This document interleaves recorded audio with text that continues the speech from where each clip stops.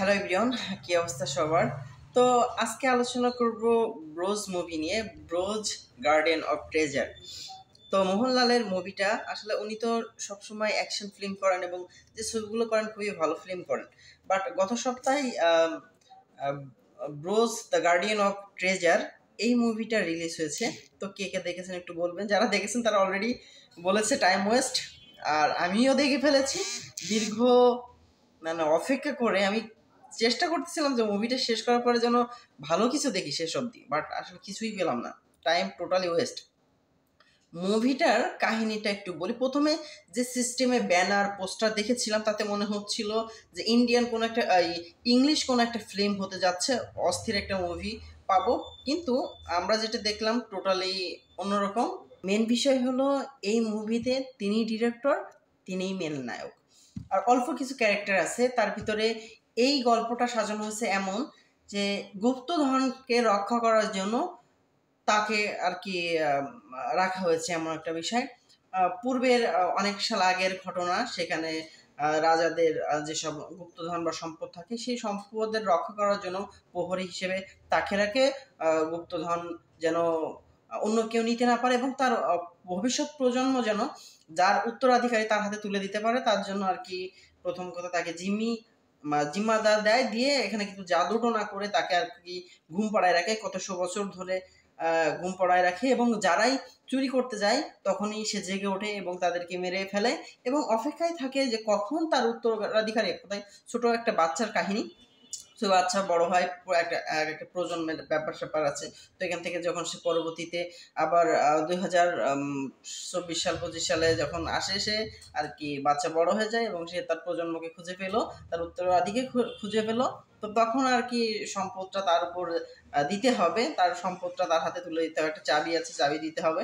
তো এইটা দেওয়ার জন্য আর কি মানে এক পর্যায়ে ওই উত্তরাধিকারী মেয়েটা আসে। মানে টুকটাক কিছু আছে, বাট অতটা ভালো লাগেনি, এই জন্য আসলে গল্পটা ব্যাখ্যা দিতে অত বেশি ইন্টারেস্ট ফিল করতেছি না। কিছুটা হচ্ছে ওখানে কয়েকটা ছোট ছোট জাদু ঘটনার ব্যাপার স্যাপার থাকে। ভিলেন আছে একটা, সেও জাদুটনা করে আর কি করে চায় যে যে রক্ষা কথা মোহনলাল ওনাকে হচ্ছে মেরে দিবে, কিন্তু মারার চেষ্টা করলেও মারতে পারে না। এক পর্যায়ে আমার সবসময় তো হিরোরই জিত হয়, এরকম একটা ব্যাপার। তো বাচ্চাকে বোঝায় যে তোমার উত্তরাধিকারী এটা তুমি। তার পূর্বে জন্মের ঘটনাগুলো মনে পড়ে যায়। ঠিক আছে, তাকে বলে আছে ব্রোস পাপা বলে আর কি। যখন সে বাচ্চাটা ব্রোস পাপা বলে, তো যাই হোক ওনার হাতে বলে যে তুমি যদি এই উত্তরাধিকারী বা তোমার যে সয় সম্পত্তি রেখে গেছে তোমার পূর্বজন্মরা, তুমি যদি এটা গ্রহণ করো তাহলে আমি আমার দায়িত্ব শেষ বা আমি মুক্তি পাবো। তো যথারীতি লাস্ট পর্যায়ে ফিনিশিং এমনটা আসে যে যেই জায়গাটা, যে লোকেশনটা একটা জাদুঘর কোয়ালিটির করে রাখে, ওখানে কোথায় যে বাচ্চা মেয়েটা ওর পরিবার সহ ওটা টোটালি কিনে নেয় জায়গাটা। আসলে কিনে নেওয়া বলতে তাদেরই ছিল, কিন্তু বিক্রি করতে আসছিল, কিন্তু ওটা বিক্রি করে না।